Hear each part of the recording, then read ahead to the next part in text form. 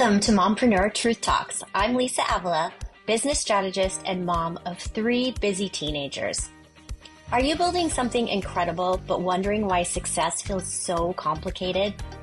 Maybe you dream of making a big impact, but you keep asking yourself, is it possible to grow without sacrificing the moments that matter most as a mom? Here's my take. Life isn't about balance, but instead harmony. I've been there in the weeds, juggling soccer practices, struggling with Common Core math. Seriously, why is it so confusing? And running a business. Along the way, I realized that with the right strategic design, you can create harmony between your work and life without compromising what matters most to you. In this podcast, I'll share practical strategies and real-life solutions to help you find that harmony. Now let's dive into today's episode. Today, I want to talk about the idea of motherhood as an awakening rather than a limitation. There's a prevailing narrative in our culture that motherhood and ambition exist at opposite ends of a spectrum, that to succeed in business means sacrificing family time, or that being fully present as a mother means putting your dreams on hold.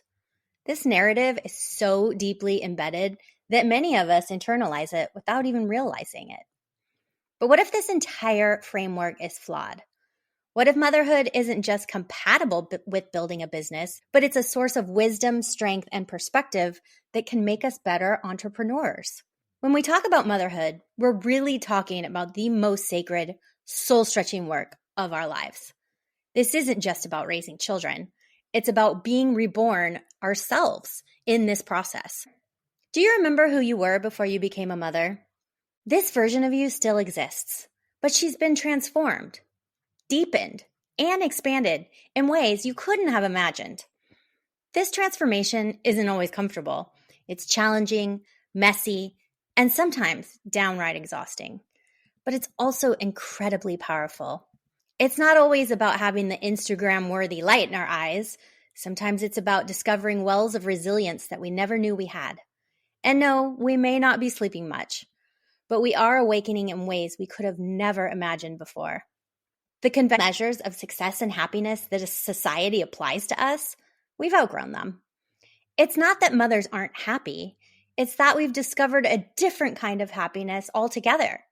One that's quieter, earthier, earned, less about independence, more about meaning.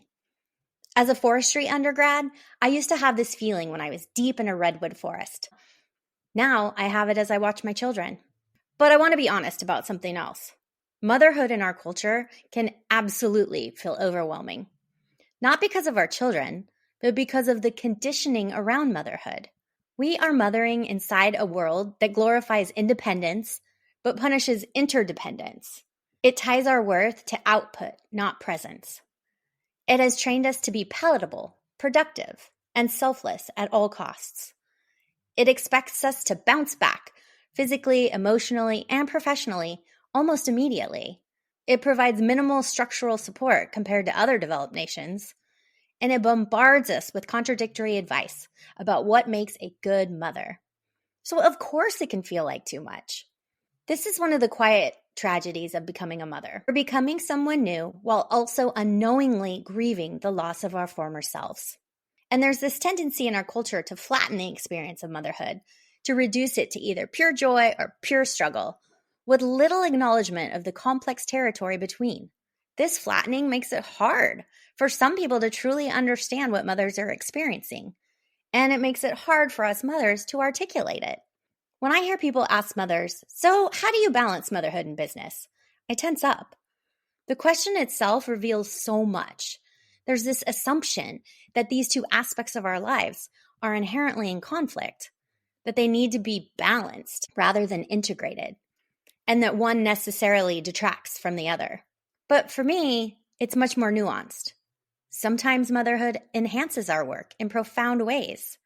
The patience I've developed guiding my teenagers, the same patience that helps me navigate difficult client conversations.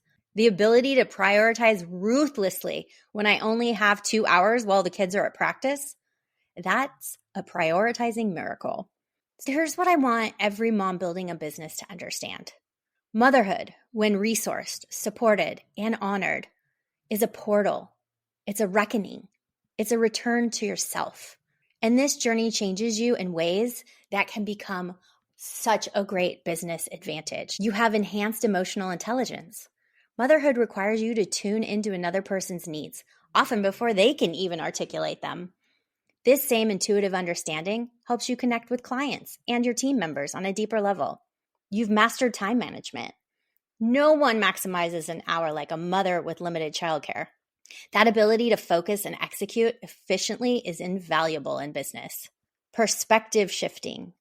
Moving between the world of Play-Doh and the world of pitch decks, it gives you the flexibility of mind that others might not develop. And crisis management. When you've dealt with public toddler meltdowns or teenage emergencies, a business crisis often feels more manageable by comparison. And your purpose alignment. Motherhood clarifies your visions, your values, your motivations. This clarity helps you build a business that reflects what matters to you, and others feel and see that authenticity. And not everyone will choose this path of motherhood. Not everyone should.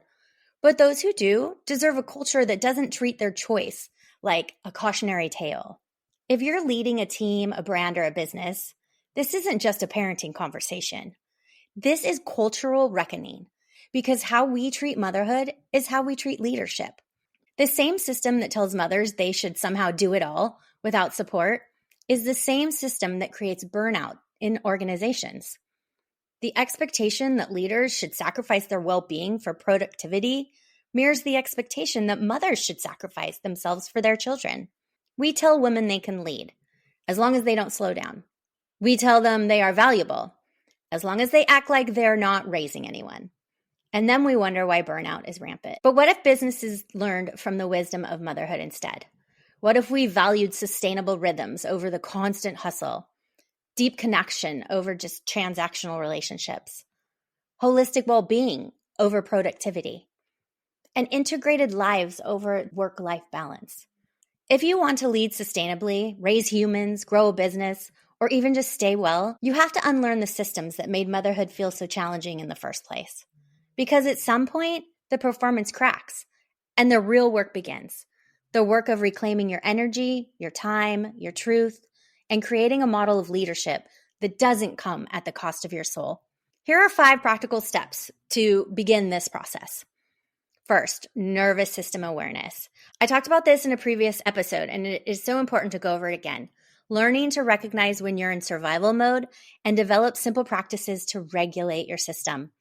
And this can be as simple as 3 deep breaths or taking a 90-second reset when you transition between mom mode and business mode.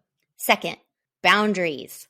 Identify where your boundaries have eroded and begin the work of rebuilding them. It's not selfish to say no or to speak up for your needs. It is so essential for the success of your business and your well-being. Start with one area where you consistently feel drained. Maybe it's saying yes to clients who want last-minute calls, or it's feeling obligated to volunteer for every school event. Create one clear boundary in this area and practice maintaining it for a month. See how it feels. Third, support system audit. Take honest stock of who in your life supports your evolution, who undermines it or expects you to remain unchanged. Begin investing more in the relationships that help you grow and evolve. Fourth, strategic time design. Rather than trying to manage time, which is actually impossible, design your schedule around your natural energy rhythms and your family needs. Fifth, narrative. Start paying attention to the stories you tell yourself about motherhood and business. Are they stories of conflict and compromise or integration and alignment? Choose one limiting narrative that you've been carrying, like, I can't grow my business until my kids are older, or I'm failing at motherhood because I'm working. And consciously craft an alternative that feels true and empowering to you. In my work with mompreneurs, I've seen these shifts create big changes. The mothers I work with often come to me feeling pulled in multiple directions, trying to grow their businesses while managing household responsibilities and being present for their family. When we implement these strategies, especially the boundary setting and strategic time design elements, they experience a noticeable shift. Rather than seeing motherhood as a limitation to work around, They begin leveraging the wisdom they've gained through motherhood to enhance their businesses. I've seen women completely redesign their business models to align with their family's rhythms, resulting not just in more harmony at home, but actual business growth. By honoring their needs as mothers, they show up with more energy and presence for their clients, and they find unique approaches that set them apart in the marketplace. And from there, they also create sustainable systems that support their long-term success. What you're experiencing isn't just about motherhood. It's about a culture that hasn't yet learned how to honor transformation.